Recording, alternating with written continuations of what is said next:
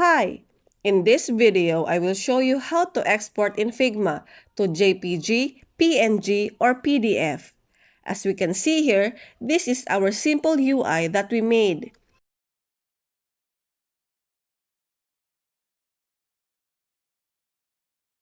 To export Figma to PDF, click this main menu right here. Hover over your mouse to File and click Export Frames to PDF. And automatically, it will be extract and download our Figma file to PDF. To export Figma to PNG and JPG, highlight our pages here. Click this cross sign right here to add our pages. As you can see, it says export 2 layers in PNG. It's the same process in exporting this to JPG. Just choose JPG in the choices right here and click on Export. And that's it. Thanks for watching. For more videos like this, please subscribe on our channel. Bye!